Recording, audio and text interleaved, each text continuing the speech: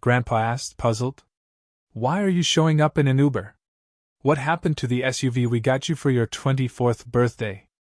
Before I could open my mouth in shock, my mom smiled.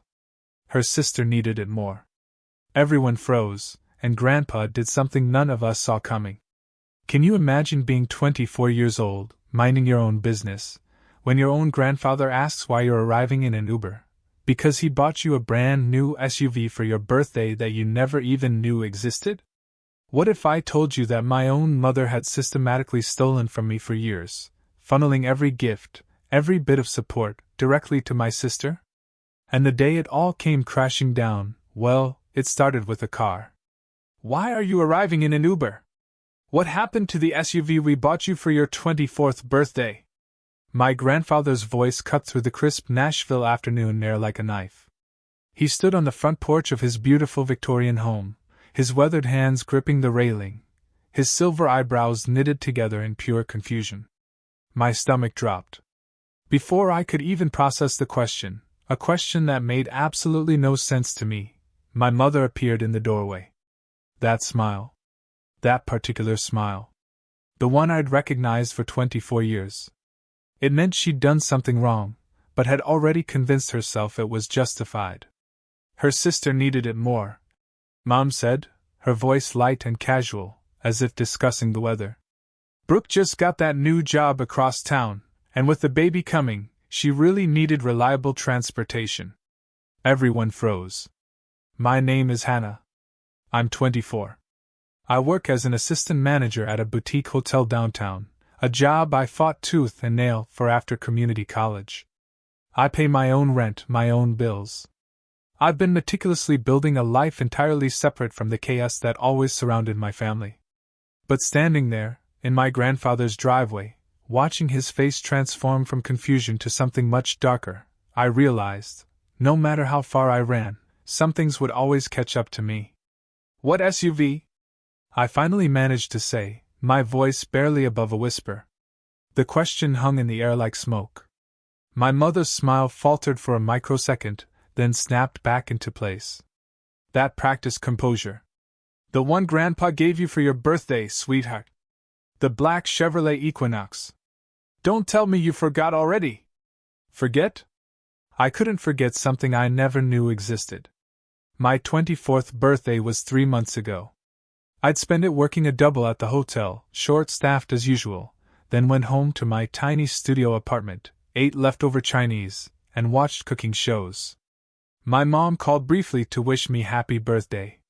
4 minutes exactly. Then she had to go. Brooke needed her to babysit. No mention of a gift. No mention of any SUV. Nothing. I never received any SUV, I said, my voice growing steadier as the reality began to crystallize. Nobody told me anything about a car. My grandfather's hand tightened on the porch railing until his knuckles turned white. He was 78, but in that moment, he looked like a man who could still command an army. Before he retired, he'd built a construction company from nothing. People in Nashville still spoke his name with respect. Patricia, he said. Just one word. But it made my mother visibly flinch. You told me Hannah had the car. You told me she loved it. That she drove it to work every day. You said she cried when she saw it. My mother's composure cracked further. Well, I mean, the situation changed. Brooke really needed it. And Hannah's been doing fine with the bus and ride shares. She's young. She can handle it. Brooke has a baby to think about, and her husband just lost his job at the factory, and you know how expensive everything is these days. I stood frozen, watching my grandfather's face cycle through emotions I'd rarely seen. Confusion gave way to understanding. Understanding gave way to something dangerously close to rage. You gave away a car that I purchased with my own money, he said slowly, each word deliberate. A car that I put in Hannah's name. A car that was intended for her. But, Daddy, my mother whined, that manipulative tone already creeping in. We share things in this family. Hannah understands that. She's always understood that, right, Hannah? She looked at me, her eyes pleading for me to play along. To smooth things over. To be the good daughter who never complained, never made waves. The one who always ceded. But something had shifted inside me. Standing there, in my grandfather's driveway, wearing clothes I'd bought with money I earned from working overtime, I felt something break. Or maybe it was something finally coming together. Pieces of a puzzle I'd been too close to see, finally forming a picture I could no longer ignore. "No," I said quietly. "I don't understand. I never understood, and I'm tired of pretending that I do." My grandfather slowly pushed back from the railing, straightening to his full height. The look he gave my mother made her take an involuntary step backward. "Everyone inside," he said, his voice carrying the authority of a man who'd spent decades giving orders. The inside of my grandfather's house smelled the same as it always had. Cedarwood, old books, and the faint hint of pipe tobacco he'd given up 10 years ago but somehow still lingered. I'd spent countless weekends here as a child, back before everything became complicated. Back when I still believed that families were supposed to love each other equally. We gathered in the living room, an awkward assembly of tension and unspoken accusations. My mother perched on the edge of the antique sofa, hands clasped tightly. My grandmother, Margaret, emerged from the kitchen with a confused expression, wiping her hands on a dish towel. "What's all this commotion about?" she asked, looking between us. "Sit down, Margaret," my grandfather said, his tone gentler with her, but still carrying an edge. "We need to have a family discussion." I remained standing near the fireplace, unable to bring myself to sit. My legs felt unsteady, and I worried that if I sat down, I might not be able to get back up. The revelation about the SUV was still sinking in, but it was also unlocking doors in my memory that I had kept firmly shut for years. "I want to understand something," my grandfather said, settling into his leather armchair and fixing my mother with a hard stare. "When I bought that car 3 months ago, I specifically asked you to arrange for Hannah to come pick it up. You told me she did. You told me she was overwhelmed with gratitude. You even sent me a picture of her standing next to it." My heart clenched. A picture. There was a picture. "That picture," I said slowly, the pieces clicking into place. "Was that taken in front of Brooke's house?" My mother's face went pale. "Because Brooke posted a picture of herself with a new black SUV 3 months ago," I continued, my voice gaining strength. "She said her husband bought it for her. Everyone congratulated her. I liked the post." The silence that followed was deafening. Let me explain something about my family, because without context, none of this will make sense. My mother, Patricia, has always favored Brooke. From the moment my sister was born, when I was 4, I became invisible. Brooke was the pretty one, the charming one, the one who could do no wrong. When she struggled in school, tutors were hired. When I struggled, I was told to try harder. When she wanted dance lessons, piano lessons, art lessons, the money appeared from nowhere. When I wanted to join the school band, I was told we couldn't afford the instrument rental. I learned early to stop asking. I learned to work for everything I wanted. At 16, I got my first job at a grocery store, bagging groceries until my arms ached. I saved every penny. I bought my own books. When Brooke wrecked her first car at 17, my parents bought her another one. When I saved enough for a used Honda at 18, my mother borrowed it for Brooke and returned it with a dented fender, and no apology. This pattern continued into adulthood. Brooke got married at 22 in a lavish ceremony my parents funded entirely. I wasn't even asked to be a bridesmaid. Brooke announced her pregnancy 6 months ago, and suddenly every family conversation revolved around the baby, the nursery, what Brooke needed, what Brooke wanted. Meanwhile, I worked 50-hour weeks, climbed from front desk clerk to assistant manager through sheer determination, and built a life that asked nothing from anyone. I thought I had finally escaped. I thought the distance I'd created would protect me. I was wrong. "So, let me make sure I understand this correctly," my grandmother said, her voice sharp in a way I rarely heard.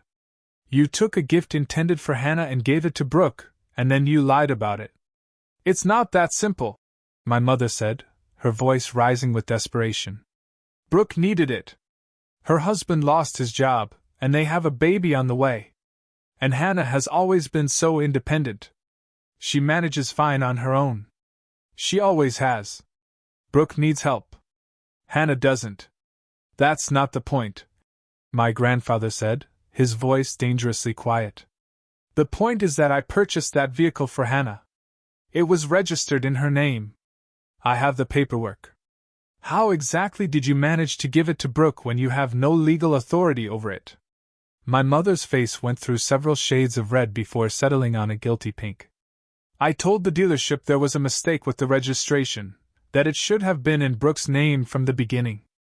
I had Hannah's information from when she was younger, so You committed fraud, my grandfather said flatly. You forged documents to transfer ownership of property that did not belong to you. It's family, my mother repeated. But the words sounded hollow now, even to her. We take care of each other. Hannah wouldn't have minded if she'd known.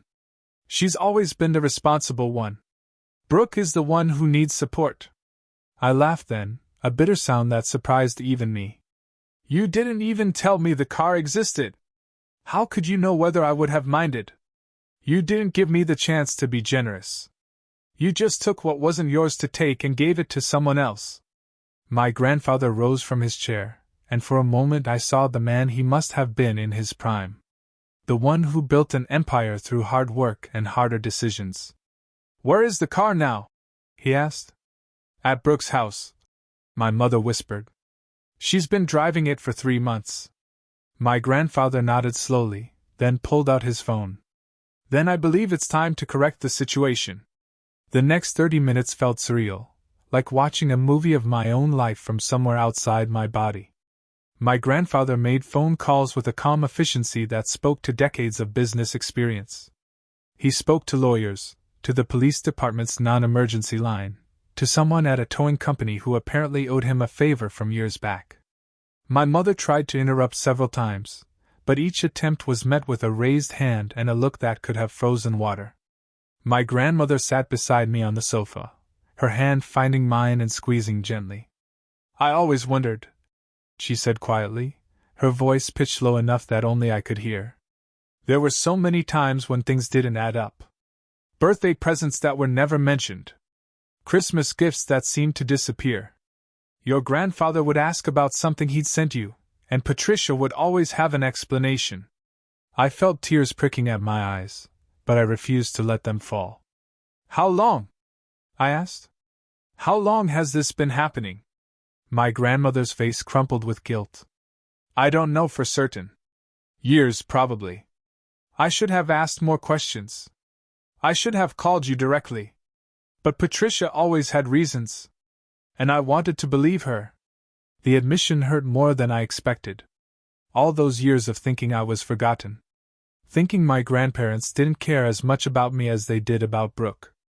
All those missed connections and perceived rejections. None of it had been real.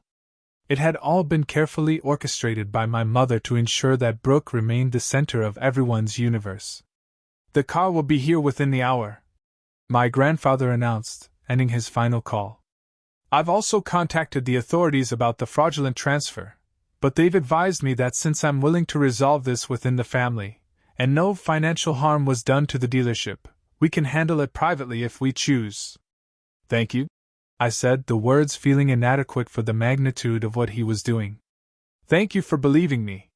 My grandfather crossed the room and placed his hands on my shoulders, looking at me with an intensity that made me feel truly seen for the first time in years. I should have been paying closer attention. I should have verified things myself instead of trusting intermediaries. That's my failure, Hannah, and I'm sorry for it. It's not your fault, I said, glancing at my mother, who had shrunk into the corner of the sofa like she was trying to disappear into the cushions. You trusted family. That's not supposed to be a mistake. No, he agreed. It's not. But apparently in this family, trust has been badly misplaced. My mother finally found her voice. This is going to destroy everything. Brooke is pregnant. She's under stress. If you take that car back, it's going to devastate her. Think about the baby. Think about what this will do to the family. I watched my grandfather's face harden at her words. The family? He repeated, his voice cold.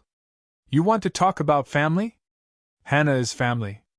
She has spent her entire life being treated like an afterthought while you've poured every resource into Brooke. I've seen the way things work.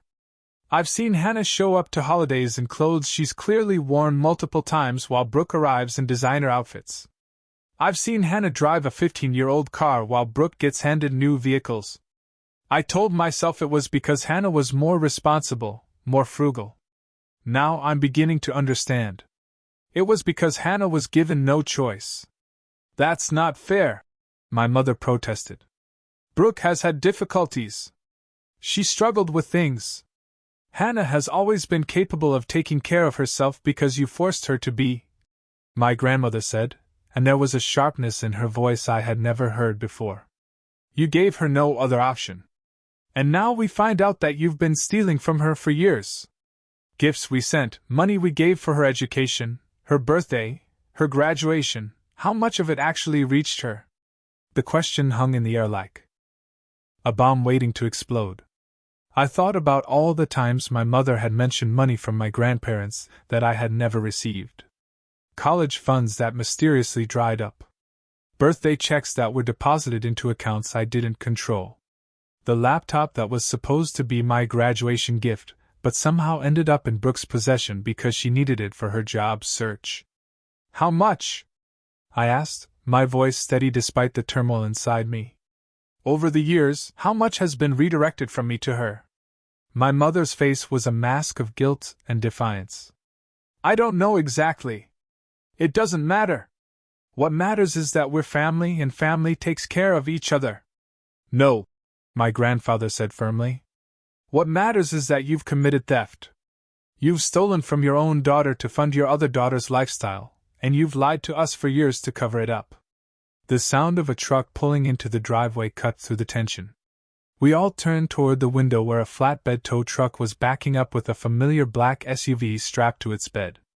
That's my car, I said, the words feeling strange in my mouth. That's actually my car. Yes, my grandfather said. It is, and it always was. The title is being corrected as we speak. Within the week, the paperwork will reflect what should have been true all along. My mother rose from the sofa, her face twisted with emotion. Brooke is going to be furious. She's going to think I betrayed her. She's going to blame me for this. You did betray her, my grandfather said calmly. You set her up to believe she was entitled to things that weren't hers. You enabled behavior that she now thinks is normal.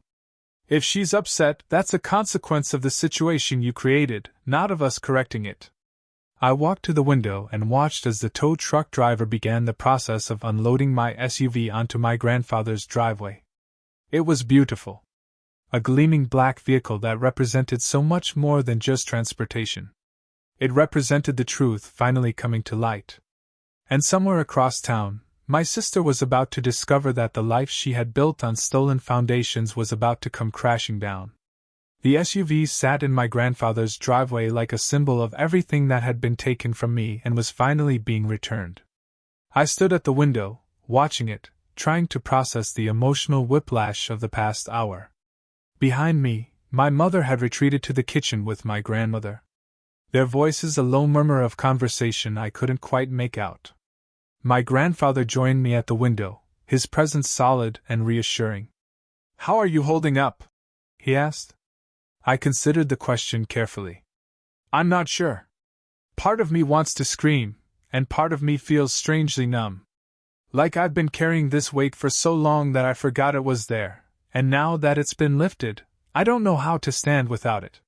He nodded slowly, his eyes still fixed on the vehicle outside.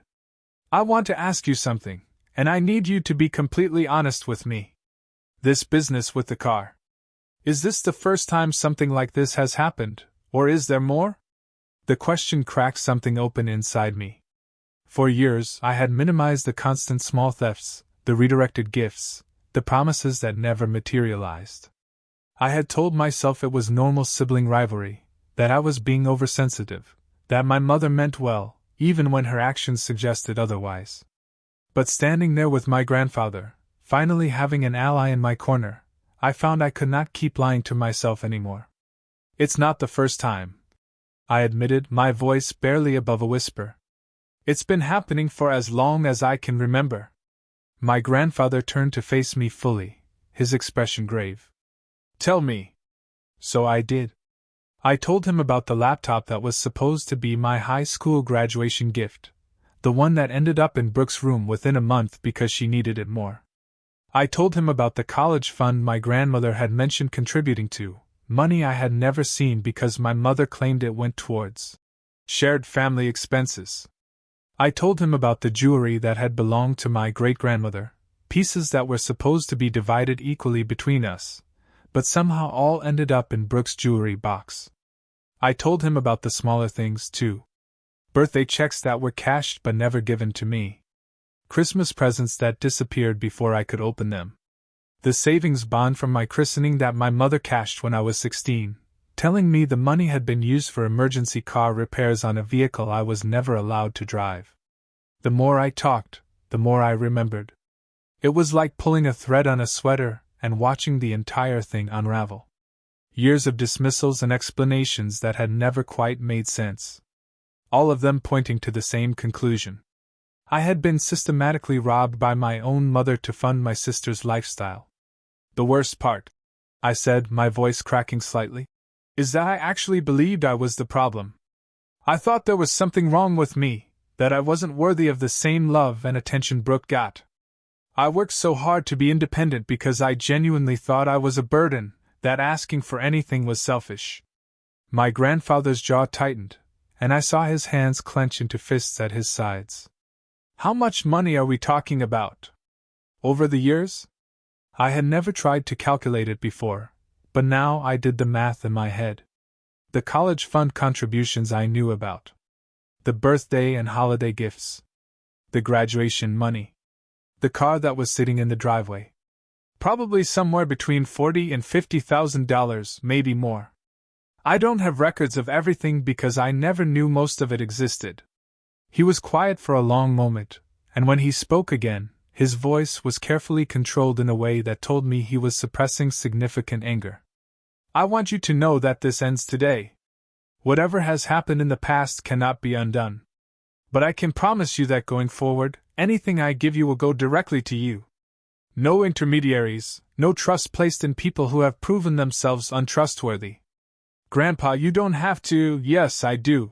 He cut me off gently. I helped create this situation by not verifying things myself, by trusting your mother to do the right thing. I failed you, Hannah, and I intend to make it right. Before I could respond, the sound of a car screeching into the driveway made us both turn toward the window. A silver sedan pulled up behind the tow truck, brakes squealing as it came to an abrupt stop. The driver's door flew open, and Brooke emerged like a force of nature. Her pregnant belly visible even beneath her designer maternity dress. "What the hell is going on?" she screamed, storming toward the SUV. "Why is my car at your house?" The tow truck driver, who had been finishing up the paperwork, took one look at the approaching storm and wisely retreated to his cab. My grandfather opened the front door and stepped onto the porch, his posture commanding despite his age. "This car," he said calmly, "has never been yours. It was purchased for Hannah. Your mother gave it to you without authorization, and now it's being returned to its rightful owner." Brooke's face contorted with rage. "That's insane! Mom told me Grandma and Grandpa wanted me to have it. She said Hannah didn't need a car because she lives near her work and takes the bus. She said it made more sense for me to have it because I have a baby coming.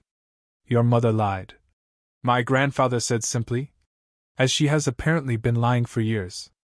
My mother appeared in the doorway behind him, her face pale and panicked. "Brooke, honey, let me explain." "Explain what?" Brooke shrieked. "That you're letting them take my car after everything you promised? You said this was mine. You said it was a gift." "It was a gift," my mother said desperately. "Just not originally meant for you. But you needed it, sweetie. You needed it so much more than Hannah did." I was trying to help you. I stepped out onto the porch, placing myself where my sister could see me. Did it ever occur to you to ask me? To tell me about the car and see if I would be willing to share it or let you use it? Did it ever occur to anyone in this family that I might have my own needs, my own struggles, my own life that matters?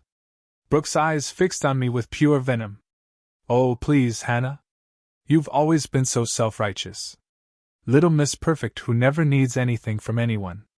You think you're better than us because you work your fancy hotel job and live alone in your sad little apartment? I live that way because I was given no other choice. I said, my voice steady despite the hurt her words caused. I was never given the support you were given. The confrontation on the porch drew the attention of neighbors who peered through windows and over fences with undisguised curiosity. My grandfather noticed and made a decision, gesturing sharply toward the house. Inside, all of you. This is a family matter, and we will discuss it as a family. Brooke looked ready to argue, but something in his tone made her think better of it.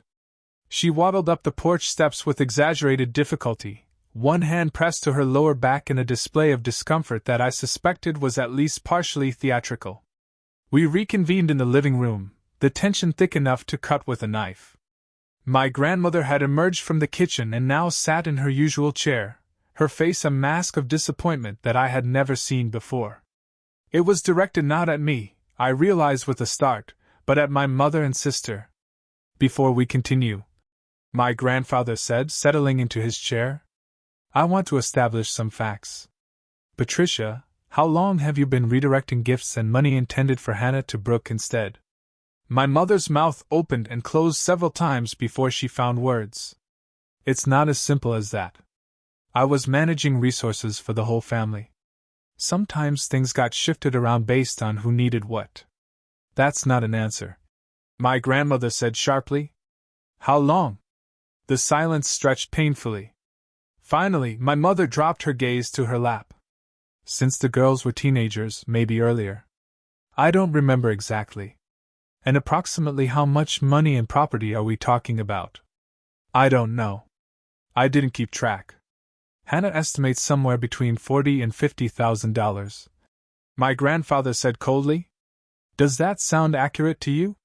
My mother flinched as if she had been slapped. That's probably high. It can't be that much. Let's see. My grandmother said, pulling out her phone and scrolling through something. I have records of contributions I made over the years directly to Patricia to be passed on to both girls equally. College fund contributions, graduation gifts, birthday money. Shall I read the totals? Mother, please. $17,000 sent for Hannah's college fund over 6 years. Where is that money, Patricia? It went toward family expenses, bills, and things. Times were hard.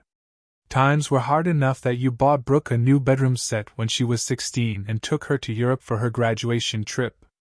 The question landed like a physical blow. My mother had no response. I remember that trip, I said quietly. I wasn't invited. Mom said it was because I had to work at my summer job and couldn't miss the time. But the real reason was that there was only supposed to be money for one person to go, and that money was supposed to be mine. Brooke rolled her eyes. Oh, here we go. Poor Hannah. Always the victim. You could have asked to come. You could have spoken up. I didn't know there was anything to speak up about, I said, turning to face her directly. I thought the trip was paid for by your godparents. That's what Mom told me. She said your godparents wanted to give you a graduation experience, and that my godparents hadn't been as generous. That was true, my mother said weakly. Was it? My grandmother asked. Because as I recall, Hannah's godparents contributed quite nicely to her education fund. The same fund that apparently got spent on family expenses while Brooke was touring Paris. The layers of deception were staggering.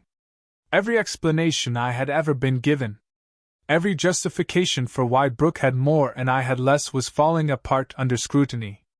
It was like watching a house of cards collapse in slow motion, each revelation knocking down another carefully constructed lie.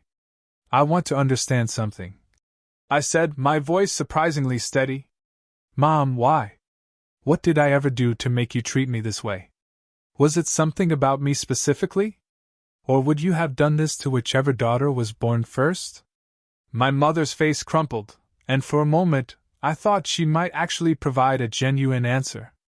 But then the defensive walls went back up, and she straightened in her seat. I didn't treat you badly. I loved you both equally. I just recognized that Brooke needed more support than you did. You were always so capable, Hannah, so independent. Brooke struggled more. She needed extra help. She struggled because you never let her face consequences. I said, the realization crystallizing as I spoke. Every time she made a mistake, you covered for her. Every time she wanted something she couldn't afford, you found a way to get it for her, even if that meant taking it from me. You didn't help her. You crippled her. Brooke's face flushed with anger. Don't you dare talk about me like I'm some kind of charity case. You're pregnant at 20 years old with a husband who can't hold a job. Living in a house your mother-in-law owns. Driving a car that was stolen from your sister. Wearing clothes you can't pay for. How would you describe that? At least I have a family. Brooke shot back. At least I have a husband and a baby on the way. What do you have? A studio apartment and a job folding towels? I manage a hotel. I corrected calmly. A job I earn through hard work and dedication. A job that pays me well enough to support myself without stealing from family members. Enough, my grandfather said, his voice cutting through the argument. Brooke, I want to hear from you. Did you know that the car your mother gave you was intended for Hannah? Brooke hesitated, and in that hesitation I saw the truth. I suspected, she admitted finally. Mom said there was some confusion about who the car was supposed to be for, but that she'd worked it out. She said you and Grandma wanted me to have it because of the baby. And did you question that story? Given that Hannah had never mentioned receiving a car, did it not occur to you that something was wrong? I didn't think about Hannah. I was excited. It was a nice car, and I needed it. My grandfather shook his head slowly. The entitlement in this room is astounding. Patricia, you have raised one daughter to believe she deserves nothing and another to believe she deserves everything. And in doing so, you've damaged them both. My mother began to cry, but I felt nothing. No sympathy, no urge to comfort her as I had so many times before. She was crying for herself, for being caught, not for what she had done to me. What happens now? I asked. The car situation is resolved, but there's still everything else. My grandfather exchanged a look with my grandmother. Some silent communication passing between them. When he spoke again, his voice carried the weight of decision.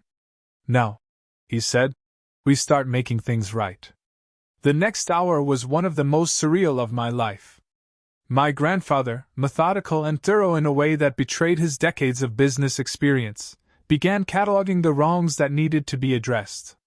He pulled out a notepad and started writing, asking questions, and recording answers with the precision of an accountant. The college fund contributions, he said. We'll start there. Margaret and I contributed $17,000 specifically for Hannah's education. Where is that money now? My mother shifted uncomfortably. Like I said, it was used for family expenses over the years.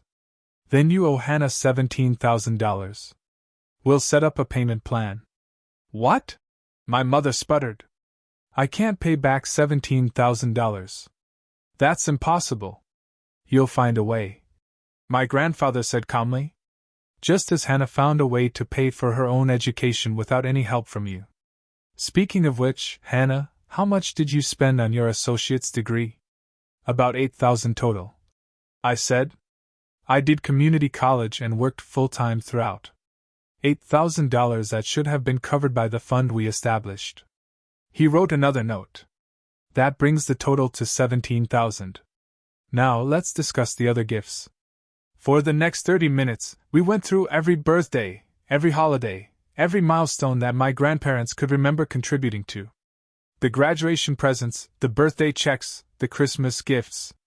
Each one had a paper trail on my grandparents' end, but no corresponding receipt on mine. By the time we were finished, the unofficial tally was staggering. Over the course of my lifetime, approximately $53,000 in gifts and contributions intended for me had been redirected elsewhere. The majority had gone to supplement Brooke's lifestyle, but a significant portion had simply been absorbed into my parents' household expenses. I had no idea, my grandmother said, her voice trembling. All these years, we thought we were helping both of you equally. We trusted your mother to distribute things fairly. The trust was misplaced, my grandfather said grimly. But that ends now. He turned to face my mother and sister, his expression hard. Here is what's going to happen. The car has been returned to its rightful owner. That situation is resolved.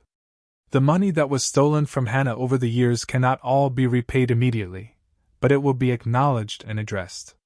Stolen is a strong word, my mother protested weakly.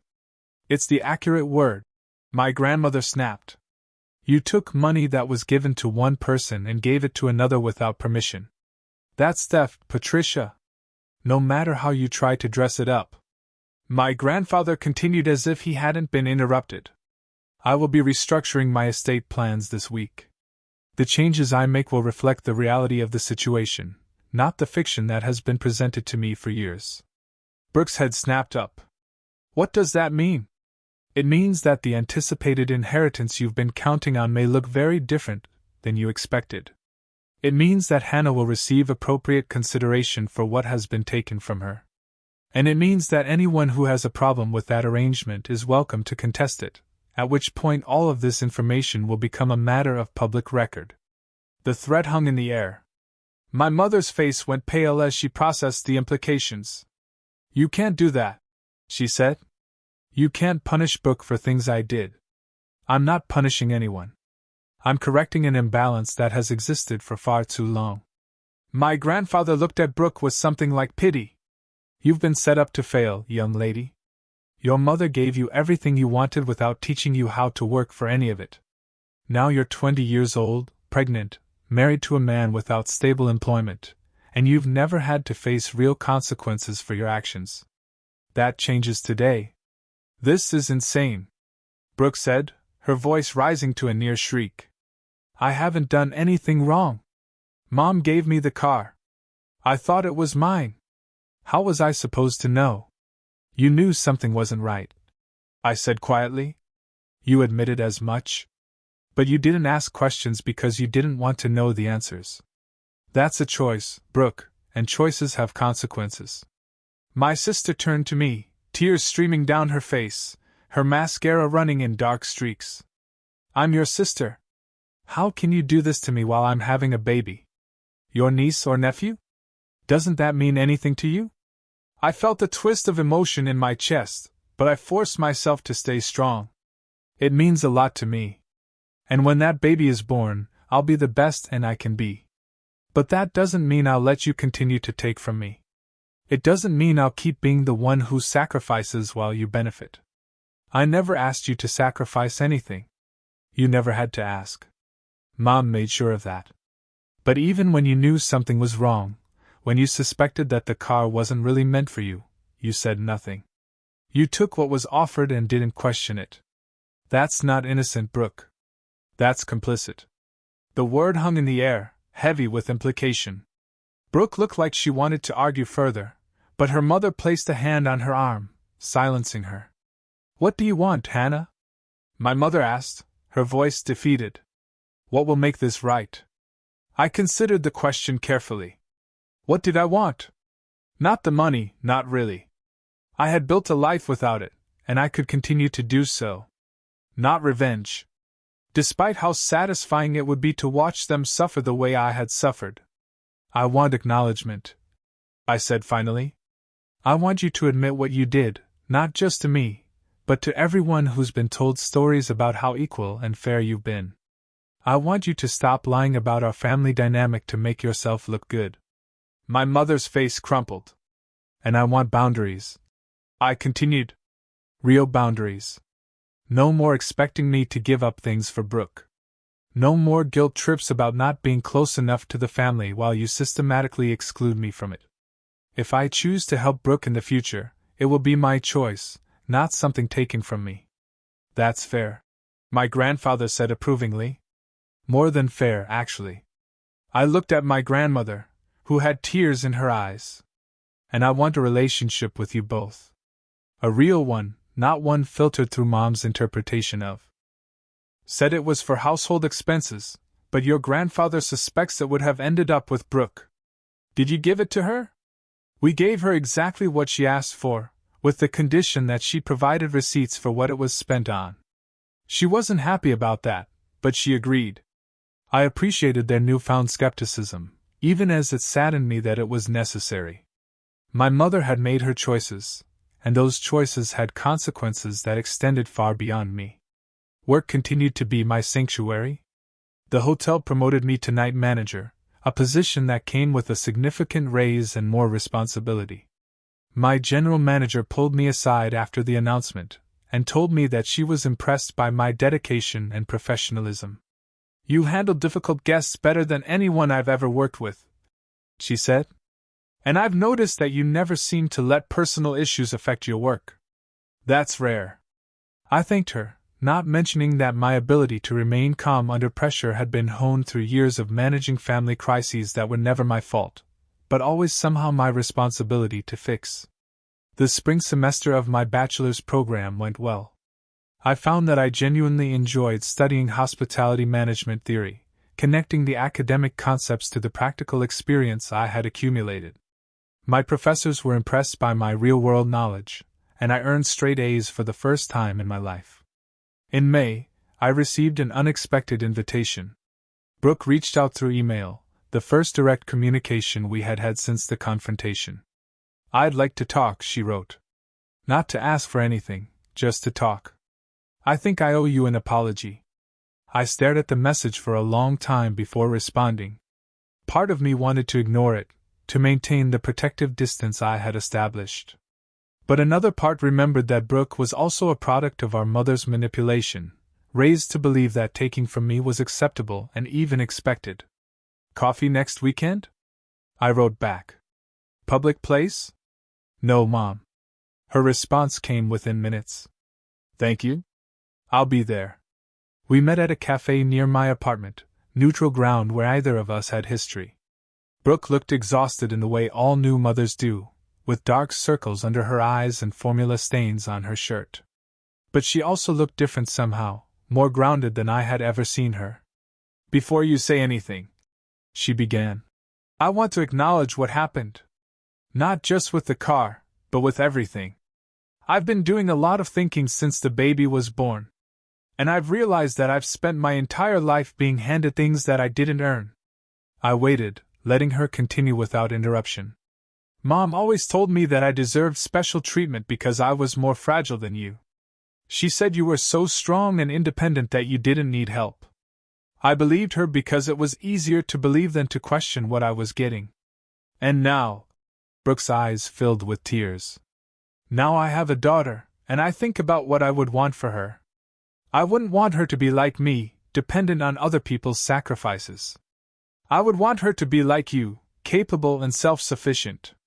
The admission hit harder than I expected. That means a lot, Brooke. I can't undo what happened. I know that. But I want to do better going forward. I want my daughter to have a relationship with her aunt, a real one, not one poisoned by Mom's favoritism. I looked at my sister, really looked at her, for perhaps the first time in our adult lives, and I saw potential for something new. The reconciliation with Brooke was slow and careful. Built on conversations rather than assumptions, we established boundaries that we actually respected, a novel concept for both of us. She began therapy to work through the entitlement that had been ingrained in her since childhood. I supported her efforts without enabling her old patterns. Our mother struggled with the new dynamic. She couldn't understand why her daughters needed boundaries, why they couldn't simply return to the way things were.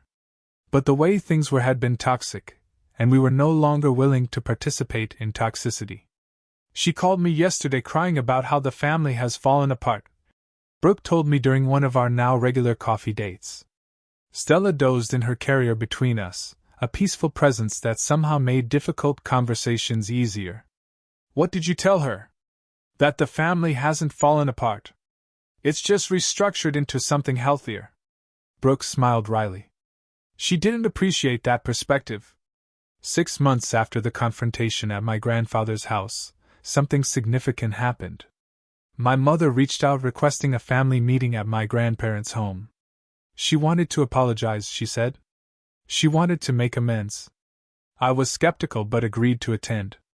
My grandparents, Brooke with Stella, and my parents all gathered in the same living room where the truth had first emerged.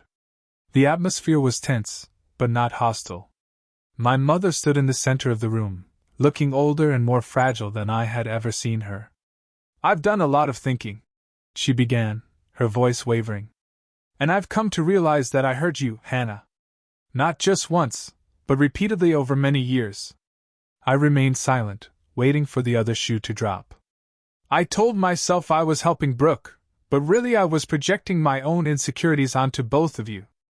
I saw myself in Brooke's struggles, and I saw everything I wished I could be in your independence, Hannah. Instead of celebrating you, I punished you for being capable. The admission was more than I had expected. I looked at my grandmother, who nodded slightly, encouraging me to respond. Why are you saying this now? I asked. Because I almost lost everything, my mother said simply. My relationship with both my daughters, my parents' trust, my self-respect. And I realized that if I kept making excuses, I would lose it all permanently. She approached me slowly, hesitantly. I'm not asking for forgiveness. I know I haven't earned that yet, but I'm asking for a chance to earn it. I've started seeing a therapist. I'm working on understanding why I did what I did and how to make different choices. I looked at my mother, really looked at her, and saw the fear beneath the regret. She was terrified of losing her family, and that fear was driving her to finally face the truth. Okay, I said quietly. A chance. One chance. The relief on her face was immediate and profound. Thank you. I won't waste it. The months that followed were not easy. There were setbacks and difficult conversations and moments when I questioned whether reconciliation was even possible. But slowly, painfully, something new began to grow from the ashes of what had been burned away. My mother actually followed through on her promises. She attended therapy regularly, made amends where she could, and most importantly, stopped making excuses. When Brooke needed help, my mother now offered support that came from her own resources rather than redirecting from me. My father remained largely the same, passive and conflict-averse, but he too made small efforts. He started calling me directly rather than waiting for my mother to relay information. He asked about my classes, my work, my life in ways he never had before. A year after the SUV confrontation, I graduated from my online bachelor's program with honors. My grandparents, my parents, and Brooke with Stella all attended the small celebration at my grandfather's house. The years of theft and deception had taken their toll on my family. My mother's reputation among extended relatives was permanently damaged when the truth came out, and she lost several close friendships with people who could not overlook what she had done. Brooke's husband eventually found stable work, but their marriage struggled under the weight of financial stress and the need to actually budget rather than rely on my mother's redirected resources. The inheritance they had counted on was restructured to reflect fairness rather than favoritism. And they were forced to build their own lives rather than coasting on stolen gifts. My mother's relationship with her parents never fully recovered to what it had been, and she carried the weight of their disappointed awareness for the rest of her life.